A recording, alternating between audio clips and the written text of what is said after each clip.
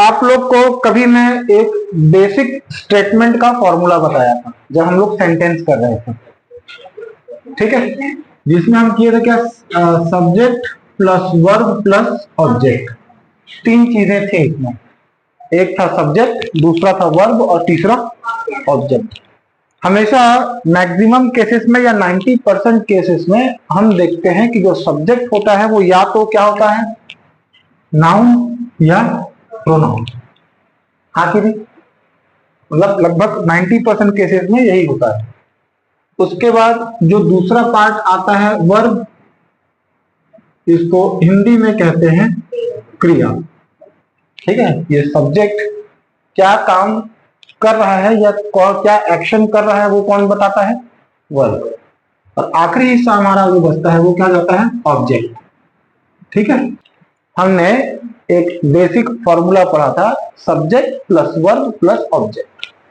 एक किसी भी बेसिक सेंटेंस के ये तीन पार्ट होते हैं, ठीक है। ये तीन हिस्से तो जरूर होंगे, किसी किसी केसेस में ऑब्जेक्ट नहीं भी हो सकता है, लेकिन सब्जेक्ट और वर्ब तो मेरे को लगता है कि होगा ही होगा। अलग अलग केसेस मिलेंगे, यहाँ पर आपको वर्ब भी गायब दिखेगा, वो आगे मिलते जाएगा, ठीक है। तो इन बेसिक तीन चीजों में जो सब्जेक्ट होता है वो बेसिकली नाउन या प्रोनाउन होता है मैक्सिमम केसेस में। वर्ब ये बताता है कि क्या एक्शन वहां पर हो रहा है, और ऑब्जेक्ट ये बताता है कि कौन सा काम है, या इसको कहते हैं ऑब्जेक्ट ऑफ कर्म, कर्म, ठीक है। जैसे एक फॉर्मल एग्जांपल हम लेके चलते हैं, ही इज प्लेइंग क्रिकेट, वो क्या कर रहा है, क्रिकेट खेल रहा है। तो ये आपका नाउन या प्रोनाउन जो हम पढ़ चुके हैं, बड़े विस्तार से पढ़े थे, ठीक है। उसके बाद वर्ब के ये दो हिस्से हैं, ठीक। हम 24 एक्सुलरी वर्ब भी कर चुके हैं, जिसको और क्या बोलते हैं, हेल्पिंग वर्ब, ठीक है। तो ये हो गया आपका कौन सा, हेल्पिंग वर्ब। ये हो जाएगा कौन सा, मेन वर्ब या मुख्य क्रिया, और ये कौन सा हो जाएगा, ऑब्जेक्ट, ठीक है। सब्जेक्ट या कर्ता, सब्जेक्ट जो काम कर रहा है, ये क्या कहलाएगा, कर्ता, जो किसी सेंटेंस में काम को एग्जीक्यूट कर रहा है या किसी काम को वो कर रहा है, तो वो कौन, करने वाला कौन, कर्ता। ये कर्म, सॉरी कार्य, कर्ता, कार्य, कर्म, वो किसको खेल रहा है, क्रिकेट को। तो क्रिकेट क्या है, कर्म है। क्रिकेट को क्या कर रहा है, खेल रहा है, तो वो कार्य है जो उस स्टेटमेंट में, या वर्क या एक्शन है जो क्या कर रहा है, उस स्टेटमेंट में चल रहा है, ठीक है। कुछ समझ में आया, इतने विस्तार से क्यों, अभी तक तो ऐसे नहीं चले थे कि टॉपिक शुरू करने से पहले एग्जांपल पकड़ा जाए। कारण ये है कि किसी भी सेंटेंस में ये सबसे मेन पार्ट है। पूरे ग्रामर का अगर आप बेस देखेंगे, whether you are studying tense और वॉइस, और you can say speech, direct and indirect speech, यही तीनों चीजें तो है जहां पर आपके साथ खेला होगा, या आपको एग्जाम में दिखाई देगा क्वेश्चन। और यही तीन पार्ट है जो आपको सबसे ज्यादा परेशान करेंगे। इन्हीं तीनों पार्ट को आसान बनाने के लिए हम चालू कहां से किए, पार्ट्स ऑफ स्पीच से, वरना हम चाहते तो पार्ट्स ऑफ स्पीच को स्किप कर सकते थे। लेकिन मेरे को लगता है कि आपको हर एक एलिमेंट को, एक सेंटेंस में इस्तेमाल होने वाले हर एक एलिमेंट को विस्तार से समझना जरूरी है, ठीक है। तो अब जो हम जिस टॉपिक पर डिस्कशन करेंगे वो होगा हमारा वर्ब या क्रिया, ठीक। अब यहां से एक क्रिया का डेफिनेशन निकलता है या वर्ब का डेफिनेशन निकलता है कि वर्ब क्या होगा। तो सेंटेंस में सब्जेक्ट जो भी काम कर रहा होता है या जो भी एक्शन हो रहा है वो क्या है, वर्ब है, ठीक। वर्ब किसी सेंटेंस में ऐसे वर्ड्स होते हैं या ऐसे शब्द होते हैं जो इस बात को डिनोट करते हैं कि जो सब्जेक्ट है वो क्या काम कर रहा है या क्या एक्शन उस सेंटेंस में हो रहा है, किसके द्वारा किया जा रहा है, सब्जेक्ट के द्वारा, ठीक है। अब इसके बाद से ये आपको सब्जेक्ट वर्ब ऑब्जेक्ट ये वर्ड आपको बार बार इस्तेमाल होता दिखाई देगा। तो मेरे को लगता है अब आप इस चीज के साथ में फैमिलियर हैं, आप इस चीज से भली भांति परिचित हैं। ठीक, तो ये रहा एक basic introduction related to the topic. Start writing. A verb is a word which denotes. A verb is a word which denotes. A verb is a word which denotes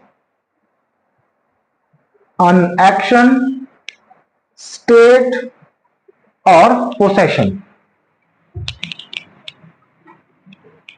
action, state और possession. Action, state, possession, यही main 3 चीजें हैं जो verb एक sentence में क्या करता है, डिनोट करता है। क्या डिनोट करता है आपने बताया, एक्शन, स्टेट या फिर पोसेशन। पोसेशन या रिलेशन, अधिकार या संबंध, हिंदी में भी लिखिए अच्छे से उसको।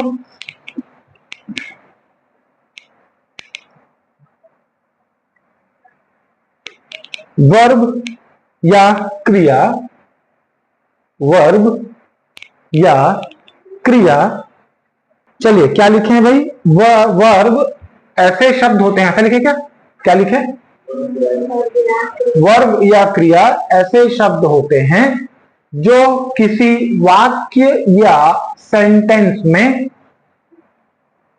जो किसी वाक्य या सेंटेंस में किसी कार्य के होने, हिंदी तो कम से कम स्पीड से लिखो, वाक्य में किसी कार्य के होने, अच्छा वाक्य या सेंटेंस, सेंटेंस लिखते हो तो इंग्लिश में लिखा करो, वाक्य लिखते हो तो हिंदी में लिखा करो, ठीक है। सेंटेंस या वाक्य में किसी कार्य के होने,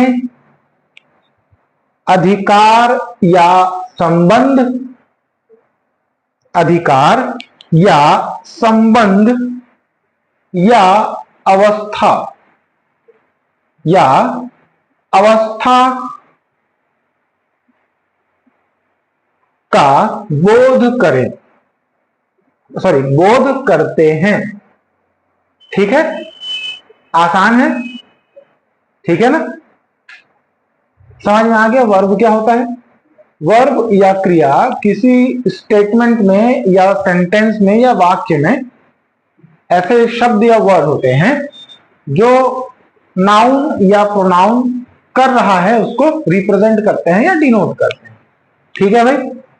चलिए अब आप लिखिए वाला चार्ट बना लिए, अब ये चार्ट आपको यहां बनाना था, ठीक है। क्या बताएंगे, वर्ब 3 तरीके से शब्दों को बताते हैं, क्या, एक तो एक्शन या कार्य को, दूसरा पोसेशन या रिलेशन को जिसको आप अधिकार या संबंध लिखेंगे, उसके बाद स्टेट या कंडीशन, ठीक है, अवस्था या स्थिति, ठीक है। एक्शन को बताने वाले वर्ड्स के एग्जांपल हैं रन, मूव, प्ले, वॉक, दौड़ रहा है, हिल रहा है, खेल रहा है, चल रहा है, ठीक है। उसके बाद पोसेशन या रिलेशन में आप आएंगे हैव, हैड, हैज, उसका है, था, ठीक है। उसके बाद स्टेट या कंडीशन में इज, एम, आर, वॉज, वर, ठीक है। ये चीजें क्लियर है। वर पढ़ते हैं उसको, WERE वर, WHERE वेयर, ठीक, ठीक है ना। यहां तक का मामला क्लियर है, आपने ये एग्जाम्पल भी लिख लिया, ठीक। इन एग्जाम्पल्स के माध्यम से आप केवल, अभी तक मैं बता दूं, ये वाला ऊपर वाला जो हिस्सा है ये केवल वर्ब को डिफाइन करता है, इसके प्रकारों को नहीं बताता है। आ रही बात समझ में। ये आपने जो ऊपर में फ्लो चार्ट बनाया हुआ है या डिस्ट्रीब्यूशन चार्ट, इसको डिस्ट्रीब्यूशन चार्ट भी कहते हैं, जो जो आपने बनाया हुआ है ये केवल वर्ब के डेफिनेशन के लिए है या वर्ब या क्रिया को परिभाषित करने के लिए है, ठीक है। अब इसके नीचे का जो हिस्सा होगा वो काइंड्स ऑफ वर्ब या वर्ब के प्रकार में आ जाइए। तो आप लिखिए किसी सेंटेंस में वर्ब तो सब है, ये देखो इसमें मैंने तीनों को वर्ब बताया है, कैसे इस्तेमाल होते हैं उसके आधार पर उनको एक्जुलरी वर्ब या हेल्पिंग वर्ब या मेन वर्ब में डिवाइड किया जाता है। ठीक है, कई कई बार आप देखेंगे केवल इज लगा हुआ है वो मेन वर्ब है, मैं बताऊंगा आगे। ठीक है, मैं बताया ना पूरे सेंटेंस में, पूरे टेंस, पूरे ग्रामर में यही परेशान करने वाला है आपको कि कहां पर लगा है तो कैसे जानूंगा मैं। ठीक है, ये बनाइए जल्दी से। वर्ब के कितने टाइप्स होते हैं? एक आपका मेन वर्ब होता है जिसको मुख्य क्रिया कहते हैं, दूसरा एक्जुलरी या हेल्पिंग वर्ब होता है जिसको क्या बोलते हैं? सहायक क्रिया बोलते हैं। ठीक है, मुख्य वर्ब में सच में कोई काम होगा, जैसे read, go, do, going, walking, running, ये एक्चुअली में क्या है? मेन वर्ब है, जो वास्तव में कुछ काम को आपको रिप्रेजेंट किया जाएगा। और सेंटेंस में जब कभी भी मेन वर्ब के पहले कोई वर्ब दिखेगा आपको तो आप सीधे इसको क्या बना दोगे? हेल्पिंग वर्ब समझ लोगे। मतलब क्या कह रहा हूं, अगर एक सेंटेंस में दो वर्ब आपको एक साथ दिख रहे हैं, ठीक है, तो आपको उन दोनों वर्ब में से छांट के निकालना होगा कि कौन सा मेन काम है और कौन सा हेल्पिंग है या सहायक है। ठीक है, जैसे ही इज प्लेइंग क्रिकेट में एग्जांपल लिखा था, तो उसमें प्ले करना ही वास्तव में कोई काम हो रहा है कि खेल रहा है? इज बताता है कि वो काम अभी भी चल रहा है, कंटिन्यूअस में है ना? समझ में आ रही बात? कनेक्ट कर पा रहे हैं महेश?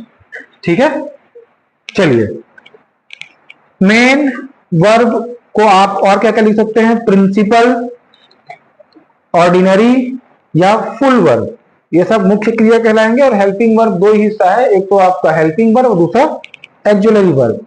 अब हेडिंग डालिए मेन वर्ब।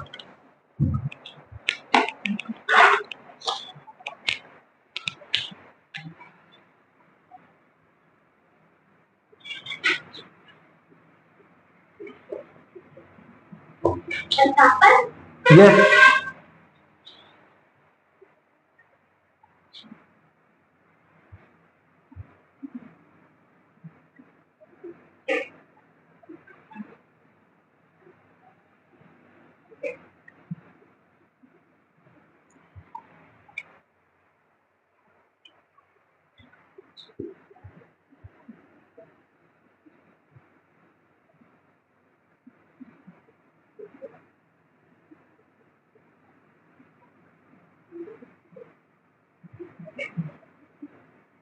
ये 4 सेंटेंस हैं आपके पास। इन 4 सेंटेंस में मेन वर्ब पढ़ रहा है, जा रहा है, खा रहा है और मदद, हेल्प। ठीक है, ये सभी क्या है? मेन वर्ब है। क्यों मेन वर्ब है? क्योंकि ये एक मेन काम को या किसी मेन एक्शन को रिप्रेजेंट कर रहे हैं। ठीक है, लेकिन ये सेकंड नंबर का सेंटेंस देखिए, इज गोइंग लिखा हुआ है, तो इज यहां पर क्या हो जाएगा? हेल्पिंग वर्ब हो जाएगा। ठीक है, ठीक है, हाँ कि नहीं? समझ में आया बेटा? कुछ पल्ले पड़ा?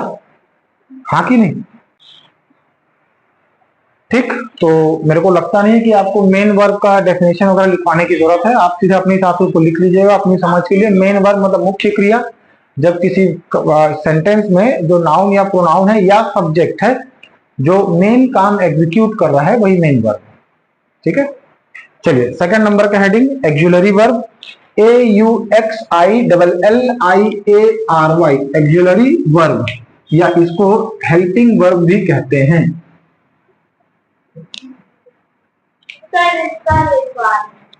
एक्जुलरी वर्ब का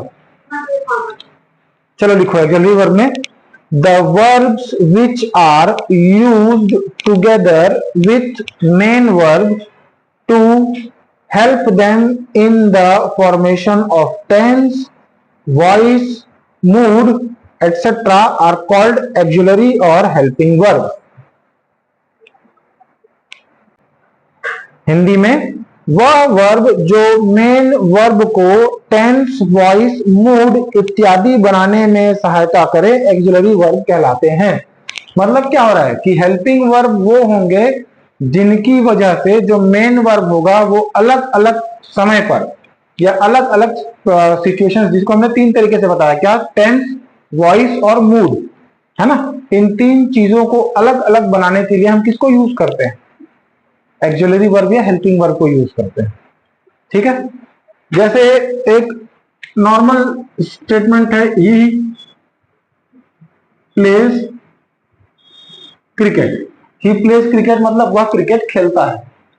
ठीक, उसके बाद he is playing cricket,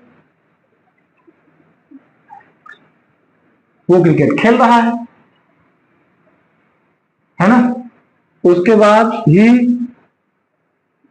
will play cricket, वो क्रिकेट खेलेगा। ठीक है, ही हैड प्लेड क्रिकेट, वो क्रिकेट खेल चुका है। तो यहां पर जो हेल्पिंग वर्ब हैं वही तो समय को बदल रहे हैं, हाँ कि नहीं, हाँ कि नहीं, समझ पा रहे हैं। तो हेल्पिंग वर्ब किस तरीके से काम करता है ये आप समझ गए। हेल्पिंग वर्ब टेंस, वॉइस या मूड चेंज करने के लिए सेंटेंस में अलग अलग तरीके से यूज किया जाता है। ठीक है ना, यही तो हमने बताया। आपके पास वो 24 एक्सिलरी वर्ब पहले से ही है, तो उसको फिर से छापा मार लेंगे यहाँ पर, कॉपी पेस्ट। चलिए, मैं आपको ये शायद अभी थोड़ी देर पहले बताया था कि अगर एक सेंटेंस में दो वर्ब एक साथ आ गए हैं तो पहला वाला अपने आप हेल्पिंग हो जाएगा, दूसरा वाला मेन हो जाएगा। हेल्पिंग वर्ब 24 है, शायद आपको याद भी हो चुके होंगे। मेरे को ऐसा लगता है कि 2 बार हम ऑलरेडी लिख चुके हैं, ये तीसरी बार है, हाँ कि नहीं। ठीक है, तो संभवतः आपको याद हो रहा होगा, ऐसा लगता है मेरे को। वो तो कल फैसला होगा, नहीं यार नहीं बताऊंगा कब टेस्ट होना है। कल वैसे मेरे को आप लोग को राइटिंग प्रैक्टिस कराना है, तो कल हम सिर्फ रफ कॉपी लेके आइएगा। मैं, हाँ कल आना है, मैं केवल आपको राइटिंग की प्रैक्टिस कराऊंगा। मैं आपको मेन वर्ब और एक्सिलरी वर्ब क्लियर हो गया, कोई समस्या इसमें। अब object to the verb, verb का इस्तेमाल किस तौर पर, ऑब्जेक्ट के तौर पर। Object to the verb, heading डालिए, ऑब्जेक्ट टू द वर्ब। अभी यहीं तक बस बनाया ना, मेन वर्ब और एक्सिलरी वर्ब। ट्रांसिटिव इंट्रांसिटिव लिख डाले होंगे धूमधाम से। चलिए, हम जानते हैं कि वाक्य में वर्ब का इफेक्ट सब्जेक्ट पर पड़ता है।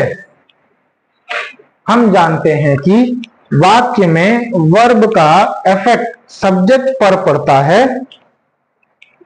इसके अलावा वर्ब का, हम जानते हैं कि वर्ब, वाक्य में वर्ब का इफेक्ट सब्जेक्ट पर पड़ता है। वर्ब को, अब वर्ब को चुपचाप भी लिख के छोड़ दो, सब्जेक्ट को एस लिख के छोड़ दो और ऑब्जेक्ट को ओ लिख के छोड़ दो, क्या दिक्कत है, पढ़ना तो तुमको ही है, हाँ कि नहीं। इसके अलावा वर्ब का इफेक्ट कुछ अन्य शब्द या शब्द समूहों, ग्रुप ऑफ वर्ड्स पर भी पड़ता है।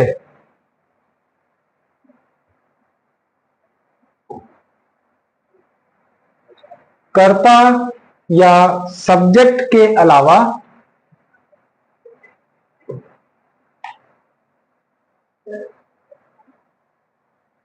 देखो, पहले समझ लो यार मैं यहाँ पे क्या कहना चाह रहा हूं। यहाँ पे कहने का मतलब ये है कि जरूरी नहीं है कि हर बार सब्जेक्ट का, सॉरी, वर्ब का जो इफेक्ट है वो सब्जेक्ट पर ही पड़े या सब्जेक्ट ही उस काम को करे। कभी कभी उसका रिजल्टेंट भी होता है जिसको ऑब्जेक्ट कहते हैं। मैं तो सही बताना चाह रहा हूं, मैं ऑब्जेक्ट को डिफाइन कर रहा था कि ऑब्जेक्ट क्या होता है, कि सब्जेक्ट किस काम को कर रहा है वो ऑब्जेक्ट होता है। मैं तो लिखा तो था कर्ता, क्रिया, कर्म, सब्जेक्ट, वर्ब, ऑब्जेक्ट, यही 3 चीजें तो होंगी। तो ऑब्जेक्ट पर उसका कैसा प्रभाव पड़ेगा वो हम देखना चाह रहे हैं। तो जब कभी भी किसी सेंटेंस में वर्ब के साथ में ऑब्जेक्ट भी हो, मतलब क्या, क्रिया के साथ में कर्म भी हो, तो क्या कहलाएगा वो, ट्रांसिटिव वर्ब। अब यहां लिखना था उसको, ठीक है। और जब कभी भी ऑब्जेक्ट ना हो, मैं यहां लिखा हूं विथ ऑब्जेक्ट, सकर्मक क्रिया यानी कि ट्रांसिटिव वर्ब कहलाता है। और जब कभी सेंटेंस या वर्ब इस्तेमाल किया जा रहा है सेंटेंस में और उसमें ऑब्जेक्ट नहीं है तो वो क्या कहलाएगा, इनट्रांसिटिव या अकर्मक क्रिया। ठीक है, हिंदी में बताने से मेरे को लगता है आप ज्यादा बेहतर समझ पा रहे होंगे। ये पता था क्या, रख लिए थे? ट्रांसिटिव इनट्रांसिटिव स्कूल में तो बताएं कैसे इस्तेमाल होता है, समझ में आया? ऑब्जेक्ट का डेफिनेशन आपको क्लियर हुआ क्या? ऑब्जेक्ट किसको बोलते हैं वो क्लियर हुआ? हाँ, अगर ऑब्जेक्ट क्लियर हुआ होगा तो आप वर्ब और सब्जेक्ट भी समझ चुके। एक एग्जांपल मैंने आपको लिखाया था, ही इज प्लेइंग क्रिकेट। वो क्या कर रहा है? क्रिकेट खेल रहा है। तो यहां पर ही जो कि नाउन या प्रोनाउन का पार्ट है, इसको हम क्या कहते हैं? सब्जेक्ट। इज हेल्पिंग वर्ब है, ये मेन वर्ब है कि एक्चुअल में वो कर क्या रहा है? खेल रहा है। खेलना ही वर्ब है। ठीक है, कुछ काम है ना, वो तो जो कर रहा है, क्या कर रहा है? खेल रहा है। किसको खेल रहा है? तो ऑब्जेक्ट को। ठीक, ऑब्जेक्ट यानी कि क्या, ये कहलाता है सब्जेक्ट। मतलब होता है क्या? कर्ता। ये है क्या? सहायक क्रिया। ये क्या है? मुख्य क्रिया, जो मेन काम वो कर रहा है। और ये क्या कहलाता है? कर्म। ठीक, ठीक है। रिजल्ट ऑफ वर्ब, क्रिया का फल, जिसको हम क्या बोलते हैं? कर्म। ठीक है, ठीक। तो आप वर्ब ऑब्जेक्ट समझ में आ गया। ऑब्जेक्ट अगर किसी सेंटेंस में वर्ब के साथ हो तो क्या कहलाएगा? ट्रांसिटिव। और अगर यहां से ऑब्जेक्ट, जैसे he is playing, he is going, कहां जा रहा है नहीं मालूम, बस जा रहा है। हाँ कि नहीं?